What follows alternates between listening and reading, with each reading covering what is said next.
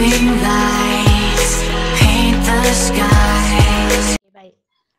Pagi ini tajuk kita adalah bicara inspirasi aplikasi modular dalam PDP PAK 21 dan saya khususkan untuk subjek kepakaran saya sajalah, minta maaflah guru-guru, untuk mata pelajaran perniagaan SPM. Namun sebelum itu sekali lagi saya ingin merafakkan kesyukuran kehadrat Allah Subhanahu Wa Taala yang Maha Esa, kerana dengan limpah kurnia serta izinnya kita dapat sama-sama berada dalam majlis, dan marilah sama-sama kita rafakkan kesyukuran kehadrat ilahi atas izinnya jua dengan sihat walafiat kita dapat bersama-sama. Program hari ini anjuran IPG Kampus Darul Aman, dan terima kasih atas jemputan. Namun sebelum itu saya ingin sekali lagi juga untuk mengucapkan ribuan terima kasih kepada pengetua sekolah saya, iaitu Cikgu Badrul Nisa binti Ahmad, yang telah memberi keizinan untuk saya hadir berkongsi sedikit ilmu dalam dunia maya pada hari ini. Juga terima kasih kepada semua yang hadir dalam sesi program bicara inspirasi hari ini. Mudah-mudahan kita semua akan beroleh sedikit ilmu daripada perkongsian saya, dan juga dipersilakanlah kepada semua pensyarah dan guru-guru lain untuk sama-sama berkongsi ilmu. Jadi seperti yang diperkenalkan oleh Dr. Mashira tadi, saya ni hanya ada sedikit ilmu saja ya tuan-tuan perempuan, atas program kolaboratif PLC, Majlis Guru Cemerlang dan juga IPG Darul Aman. Saya cuba sedaya upaya lah berkongsi ilmu yang saya praktikkan di Sekolah Menengah Kebangsaan Bakar Arang di mana saya berkhidmat sekarang. Baik tuan-tuan perempuan sekalian, berdasarkan pengalaman saya sendiri dalam melaksanakan pendekatan modular ini secara linear dan bukan linear, bermula dari tahun 2017 ya tuan-tuan perempuan, iaitu pada masa KSSM diperkenalkan, di SKP diterbitkan.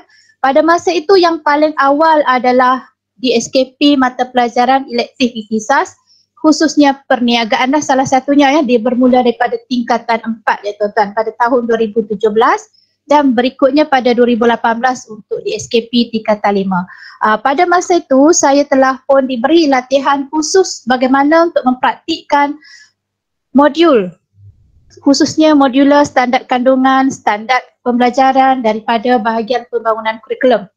Kursus ini dilaksanakan di Ipoh Perak pada masa itu untuk semua JUK bagi MP yang memulakan mata pelajaran untuk KSSM masa itu.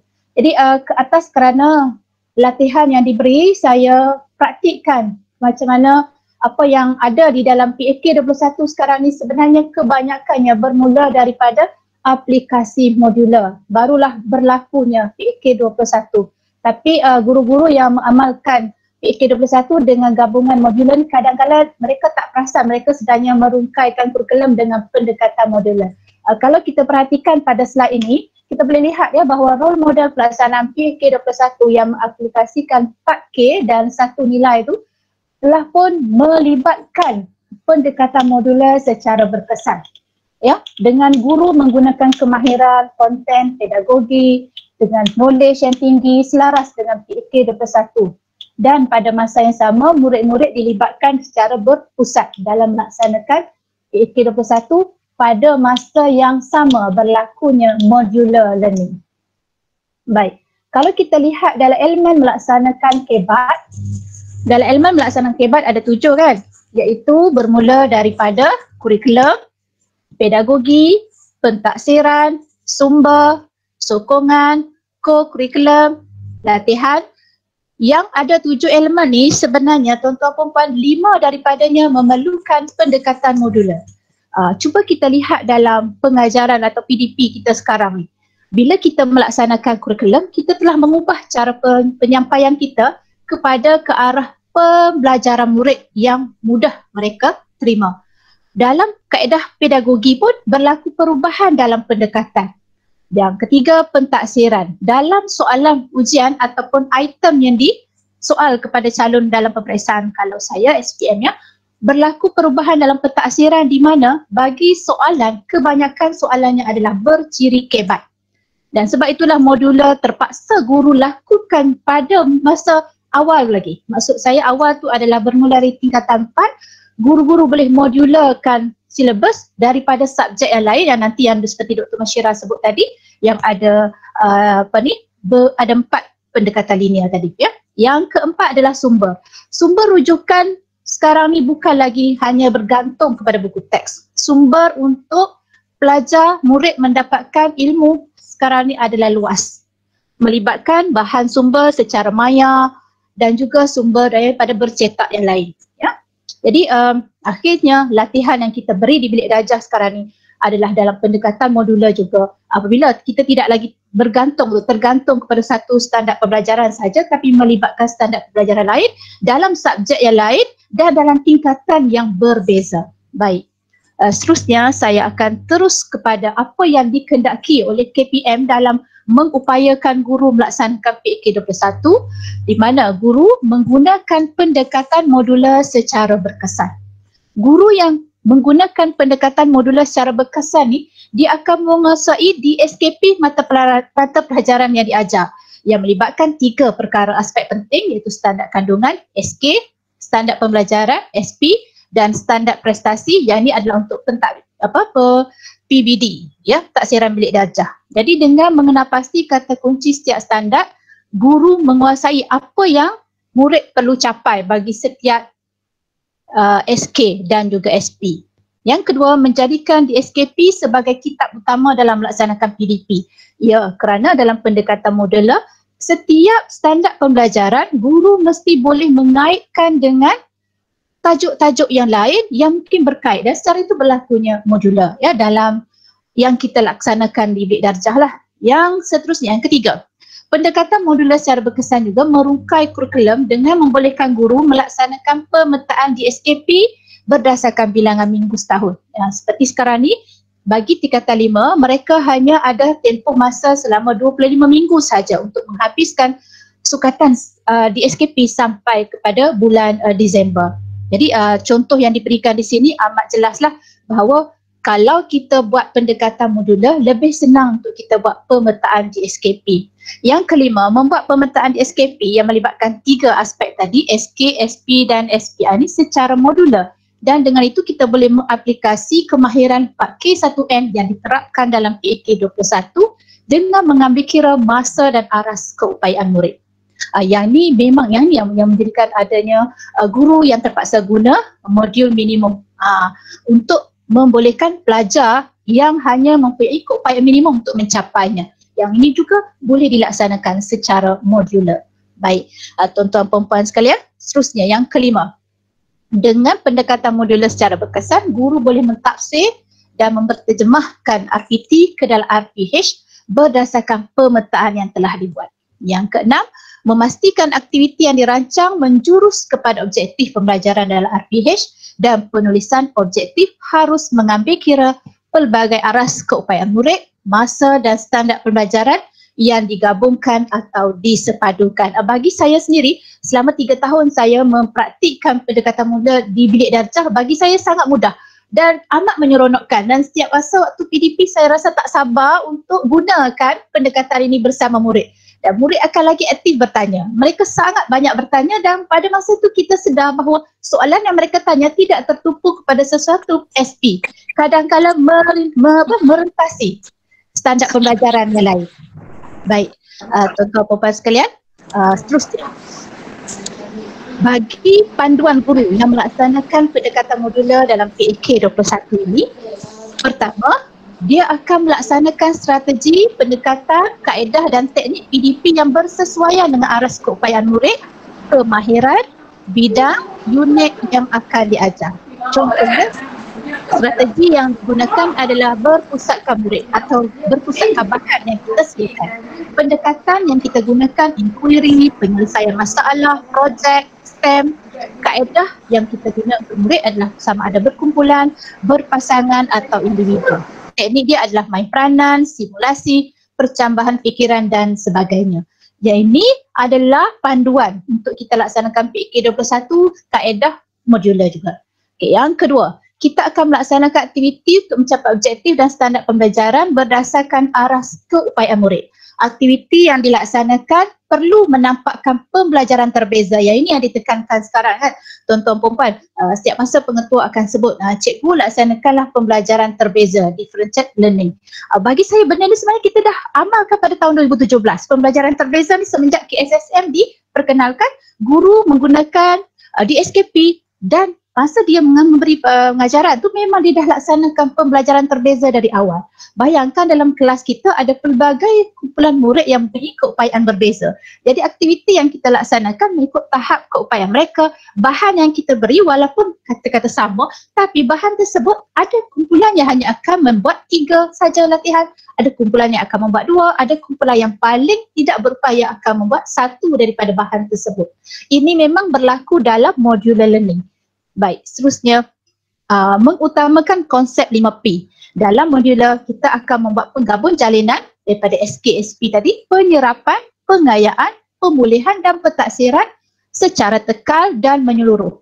Dan ini memang bersesuaian dengan SKPN G2 standard 4, iaitu peranan guru sebagai perancang, pengawal, pembimbing, pendorong dan penilai. Bahkan kalau kata dipantau ataupun dicerap sekalipun, guru tu memang sudah all out kalau dia mengamalkan modular dalam bilik darjah. Baik, saya merujuk kepada DSKP, mata pelajaran perniagaan bagi tahun permulaan yang mana dia diterbitkan pada tahun 2017. Ya. Kitab lah ni kita panggil kalau kita semua, kalau di sekolah rendah KSSR. Jadi untuk sekolah menengah bagi mata pelajaran saya adalah perniagaan. Apa yang pentingnya di dalam DSKP ni adalah saya tertarik dengan kata-kata Dr. Sariah binti Abdul Jalil selaku pengarah BPK. Dalam kata pengantar beliau mengatakan bahawa, menulis bahawa untuk menjayakan pelaksanaan KSSM, pengajaran dan pembelajaran guru perlu memberi penekanan kepada KEBAT dengan memberi fokus kepada pendekatan pembelajaran berasaskan inquiry dan pembelajaran berasaskan projek supaya murid dapat menguasai kemahiran yang diperlukan dalam abad 21. Cikgu-cikgu sekalian, mana mungkin kita boleh hasilkan suatu projek yang dikhususkan dalam suatu kerja khusus itu kalau kita tidak amalkan pendekatan modular. Memang pendekatan modular ni adalah selaras dengan lahirnya KSSM.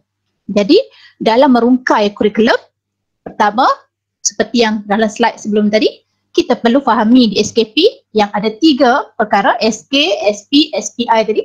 Yang kedua, membina rancangan pelajaran tahunan, pemetaan berdasarkan jumlah minggu setahun. Cuma pada tahun ni kita terpaksa melakukan pemetaan semula kerana adanya penyakit COVID ya, dan ada kumpulan tingkatan yang telah pun diberi cuti yang panjang. Ada tingkatan 5 tu cuti dia dipendekkan lah, maksudnya sudah kembali ke sekolah lebih awal. Baik, bagi rancangan pelajaran harian dibina daripada merungkai kurikulum tadi, terhasillah rancangan pengajaran harian atau RPH yang disusun semula SKSP bersesuaian dengan aktiviti, dan dalam pendekatan modular nanti saya akan kongsikan untuk subjek perniagaan bagaimana menulis RPH. Seterusnya adalah pelaksanaan PDP di bilik darjah dan pentaksiran. Baik, seterusnya adalah menerangkan balik mengenai rancangan pelajaran RPT, bahawa RPT yang kita buat ni berdasarkan jumlah minggu. Kalau bagi tingkatan 5 ni mereka hanya ada tinggal lagi 25 minggu sahaja, dan RPT yang dibina tu ada yang linear, ada yang modular. Bagi saya kedua-duanya adalah perlu digunakan, dan memang untuk pelajar-pelajar SPM memang kebanyakan guru akan menggunakan RPT modular pada masa sekarang ni. Baik. Pada dalam slide ini juga diterangkanlah apa yang bermaksud pemetaan. Ini adalah dalam slide kementerian juga. Baik. Untuk merungkai kurikulum juga kita akan menyusun semula standard kandungan, pembelajaran, prestasi supaya boleh sesuai dengan pedagogi, dan ini bertepatan dengan surat Pekelil Ikhtisas bilangan 3 tahun 1999 yang menyatakan penyediaan rekod pengajaran dan pembelajaran rancangan pelajaran tahunan mengandungi secara ringkas isi pengajaran dan pembelajaran berdasarkan sukatan pelajaran kebangsaan. DSKP lah ya. Baik. Di dalam DSKP mata pelajaran elektif Ikhtisas Perniagaan dinyatakan ayat pendahuluan ini. Pengajaran pembelajaran MP dilaksanakan menggunakan pendekatan berorientasikan amalan perusahaan. Amalan tersebut membantu murid memupuk budaya keusahawanan serta mengukuhkan pembelajaran sambil melakukan dan belajar melalui pengalaman untuk melahirkan pelajar yang bagaimana? Pelajar yang boleh menjadi modal insan yang menjadikan perniagaan sebagai satu kerjaya, mengurangkan kebergantungan kepada kerajaan dan mampu bersaing di peringkat global. Ini dalam di SKP MA Perniagaan lah subjek yang saya ajar. Jadi berdasarkan kata-kata pendahuluan dalam di SKP ini jelas bahawa kita guru-guru bagi subjek perniagaan perlulah merangka satu RPT modular, di mana unit-unit dalam RPT tersebut disusun mengikut bidang, tajuk, kemahiran nilai. Ini juga mematuhi seperti mana yang kehendak kementerian, dan membolehkan guru menyampaikan kaedah penyampaian SK, SP tadi mengikut kesesuaian. Saya ulang sekali lagi, mengikut kesesuaian. Bermaksud apabila kita dah masuk kepada tajuk dalam slide nanti saya akan tunjukkan di SKP, kita terangkan untuk tajuk pertama, kalau tajuk tersebut terlalu umum tetapi dalam konteks latihan soalan peperiksaan sebenar lebih detail, kita terus masuk kepada, kita guna kepada di SKP tingkatan lain. Ya, contohnya kalau dia berkaitan dengan perniagaan juga, mungkin dia akan guna di SKP tingkatan 5.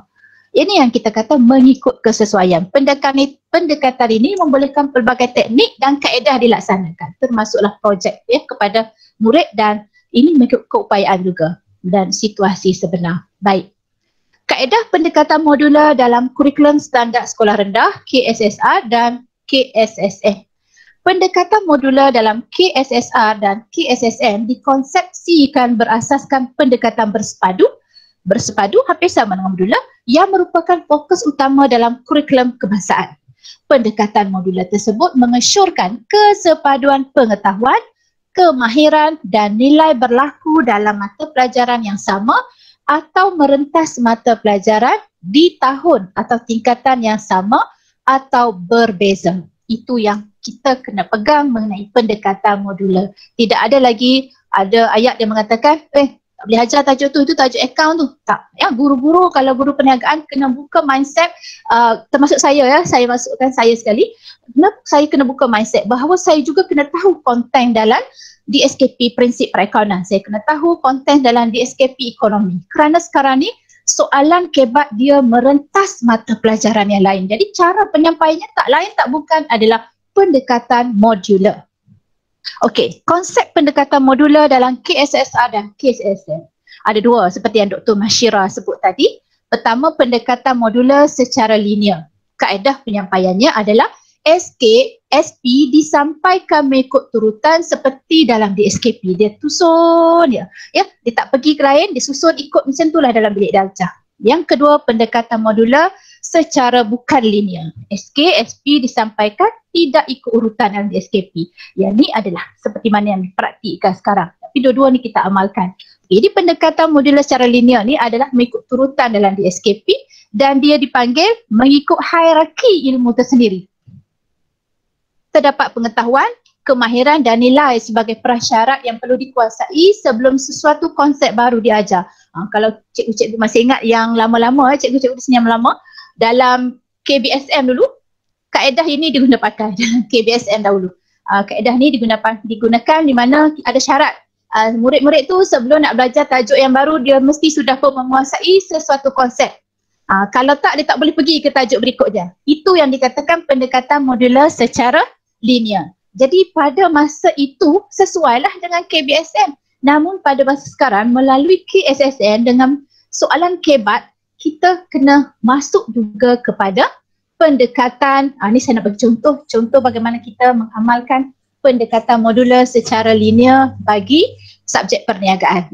Apa yang kita sampaikan adalah semua daripada SK, SP yang tingkatan 5 dan dia tersusun mengikut nombor daripada 3.1, 3.2, 3.3, 3.4. Apa yang nak saya teruskan adalah kalau kita buat pendekatan modular secara bukan linear, SK-SP disampaikan tidak ikut urutan seperti mana dalam DSKP dan PDP boleh disampaikan dengan menggabungkan beberapa SK-SP mengikut kesesuaian bidang, tajuk, kemahiran, nilai berdasarkan kebolehan murid.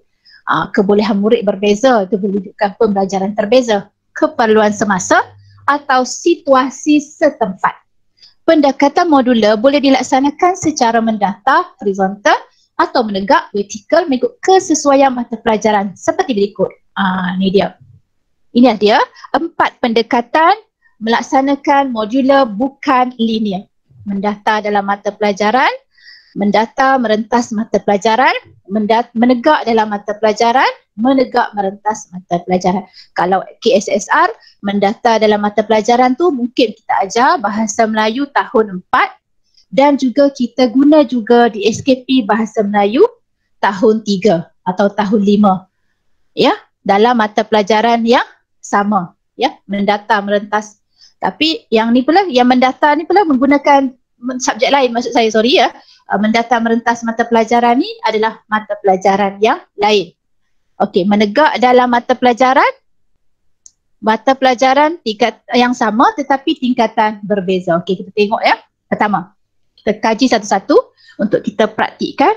Mendata dalam mata pelajaran horizontal within subject, yang tanda dia star tu dalam panduan, adalah kaedah kita memilih standard kandungan atau kita gabungkan standard pembelajaran daripada SK yang berbeza pada mata pelajaran tingkatan yang sama untuk diajar dalam satu masa tertentu. Dalam satu RPH yang kita sediakan 40 minit tu kita laksanakan SK yang berbeza. Pendekatan sebegini boleh dilaksanakan sekiranya terdapat SP daripada SK yang berbeza tetapi mempunyai konsep yang berkaitan. Macam mana tu? Boleh ya? Kalau kita guna kat bilik darjah, kita fahamlah yang mendata dalam mata pelajaran ni. Contohnya, dalam mata pelajaran perniagaan tingkatan 5, standard kandungan 4.1 digabungkan dengan standard kandungan 3.1 dan 3.4 seperti berikut. Ni kalau guru-guru perniagaan, bila dia masuk kepada kerja khusus sekarang ni, dia buat dengan persediaan untuk menjadi usahawan, ciri-ciri peribadi usahawan kena macam mana, sediakan pekerjaan kepada pekerja, kena ambil pekerja, itu persediaan menjadi usahawan. Dan bila sebut mengambil pekerja, dia berkait dengan standard kandungan pengurusan sumber manusia. Dia masuk kepada standard kandungan lain. Kena ambil pekerja, macam mana ambil pekerja, lepas tu macam mana nak kira gaji, masuk penyata keuangan perniagaan. Jadi standard pembelajarannya adalah seperti berikut. Jadi ada juga penerapan nilai-nilai murni elemen merentas kurikulum di sini, pendidikan keuangan. Jadi ini yang pertama adalah mendata dalam mata pelajaran yang sama. Okey, baik.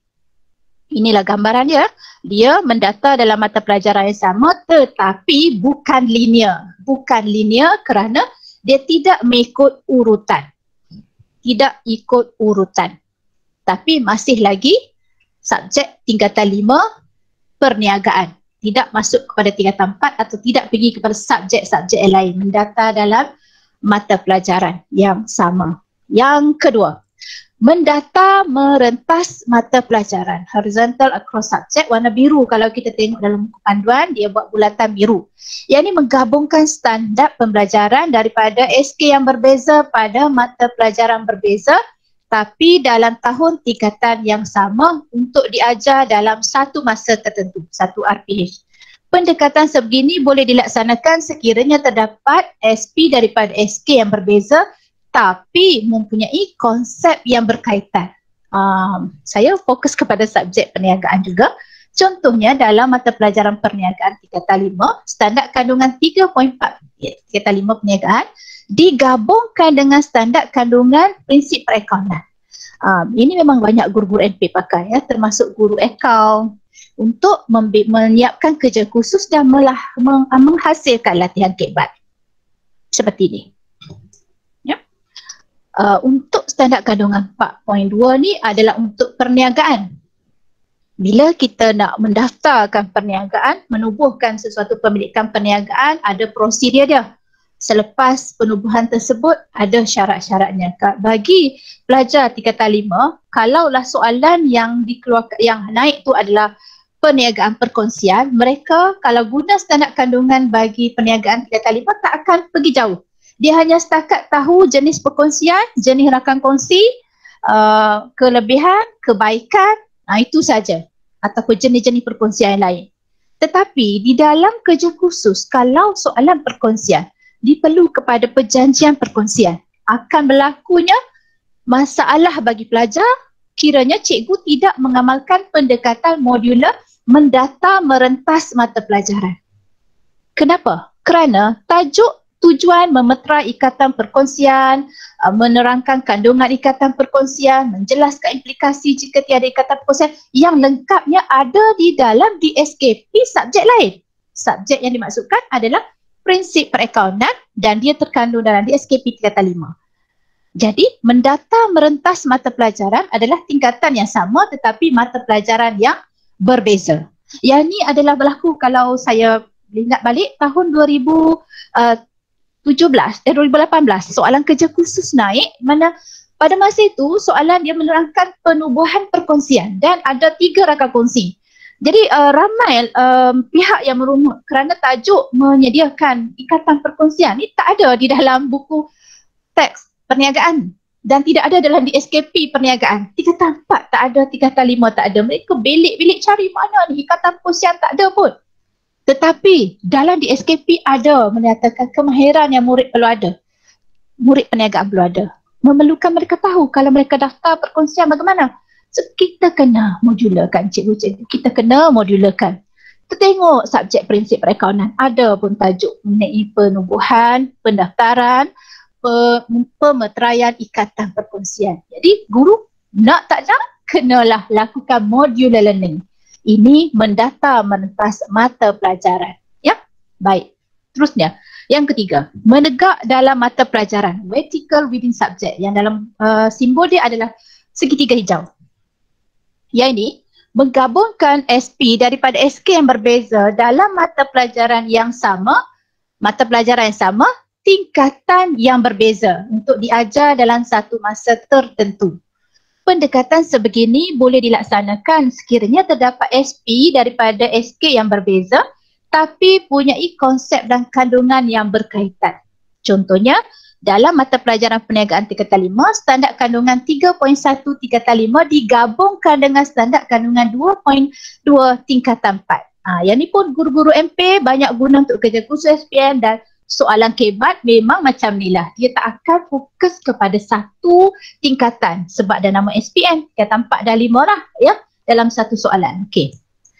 Contohnya, standard kandungan 3.1, bagaimana kita nak mengambil pekerja, lepas tu mencipta struktur organisasi dalam sebuah organisasi dan kena tahu peranan. Peranan kepada setiap pengurus di dalam sumber manusia tadi, pengurus yang kita ambil tadi, kena detail. Untuk detailkan ni, perlu modularkan dengan silibus tingkatan 4. Bahagian fungsian. Dalam bahagian fungsian diterangkan ada 12 bahagian fungsian utama.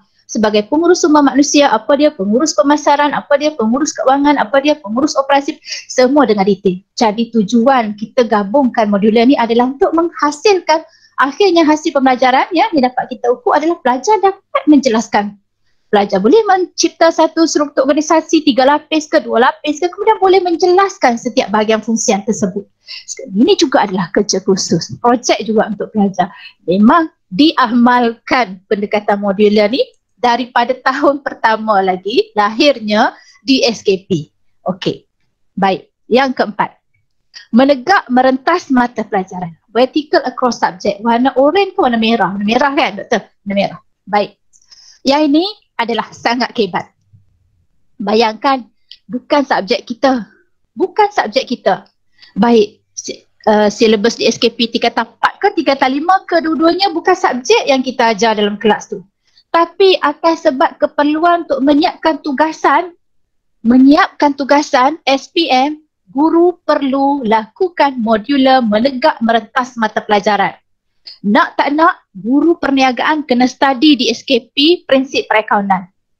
Dalam tajuk rancangan keuangan, pelajar, murid perlu boleh menghasilkan penyata, menganalisis penyata.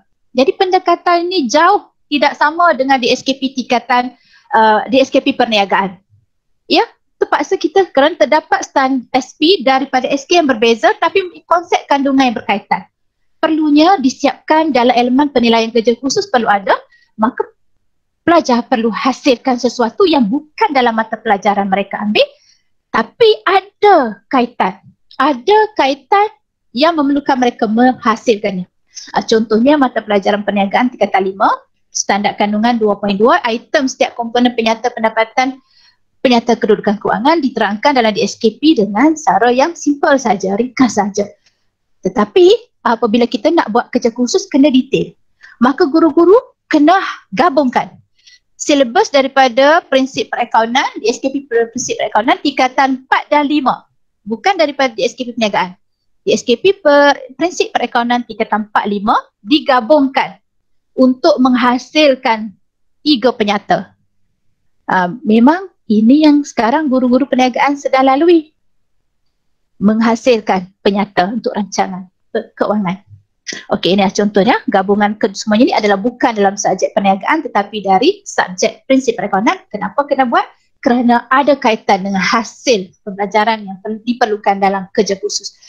Elemen-elemen ni sangat detail dan guru-guru memang kena study, termasuk saya perlu study konsep prinsip perekonomian untuk mengkaedah analisis ya, untuk menghasilkan penyata. Jadi menegak merentas mata pelajaran adalah mengajar di luar kotak, mengajar bukan subjek kita tetapi terkandung dalam SKP mata pelajaran lain yang memerlukan kita menguasai untuk mencapai hasil pembelajaran. Okey, akhirnya contoh gabungan SPSK melalui pendekatan mendata dan menegak adalah seperti berikut. Iaitu kalau seperti mana yang saya sebut tadi, yang warna kuning tu adalah mendata dalam mata pelajaran yang sama. Yang warna biru, mendata merentas mata pelajaran berbeza. Yang warna hijau, segitiga, mendata dalam mata pelajaran yang sama tetapi berbeza. Berbeza, dan yang warna merah menegak merentas mata pelajaran. Jadi yang paling sukar guru-guru lakukan yang mana? Yang paling sukar guru-guru lakukan modular learning ni adalah yang warna merah kan? Merah yang paling sukar, yang menegak merentas mata pelajaran. Tapi kita paksa lakukan pelan demi pelan, tahun demi tahun, insya-Allah guru-guru akan menjadi semakin mahir. Yang balik mana merah tadi ni. Yang inilah yang paling sukar dilaksanakan. Tapi guru-guru jangan risau ya. Setakat apa yang saya faham, untuk yang warna merah ni, menegak merentas mata pelajaran ni, kebanyakan soalan hanya kalau SPM perniagaan lah, hanya ditanya untuk kertas 3. Untuk kertas 1, kertas 2, dia tidak akan melibatkan di SKP tingkatan lain. Di SKP tingkatan lain, mata pelajaran lain hanya akan soal di dalam kertas 3, kerana kertas 3 ni, kerja khusus ni adalah dia untuk menguji kemahiran murid apa yang kita tak boleh uji di kertas 1 dan kertas 2.